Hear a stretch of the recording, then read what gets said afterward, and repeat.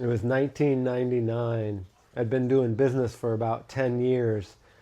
And although I was making really good money, I felt like I wasn't really at my full potential. I knew that I was kind of sliding by or skating by with what I actually thought was possible. So I hired my first coach, Chuck, and he had me create a vision of how I would see myself pimping rides and what it would look like to build a team that would take my company to the next level.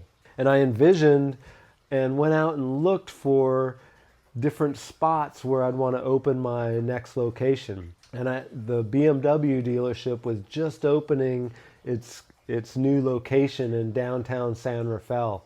And I was like, I want this building right next door to the BMW dealership. And I didn't know how I was going to get it. I just knew I was going to get it. I even talked to a friend about it, and he told me that that was funny, is that his boss had just remodeled that location and probably would never move out of there. And I went by there and I took a look at the remodel, and it was everything I could ever want and everything I could ever dream of. It was like walking into a doctor's office, and it had the perfect shop that I could grow into. It was a total of like 8,000 square feet, and at the time I was working out of a 1,500 square foot location. And so I wrote it down on paper, and Chuck asked me to show up every day as that man that has already accomplished that and already got that location.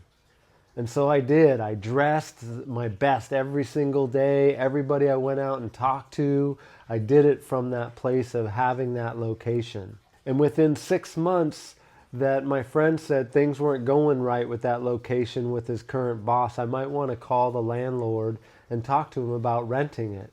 And so I did. I called him up and let him know that I was interested. He said no, he had a good tenant in there, and but he would keep me in mind if it ever came available. And lo and behold, within another 3 months, when my friend said, "Up, I think you should call him again. I think he's late on rent," I called up the landlord, and he said, "That's funny. I was just thinking about you, and I have a spot that's available for you." I said, "I'll take it."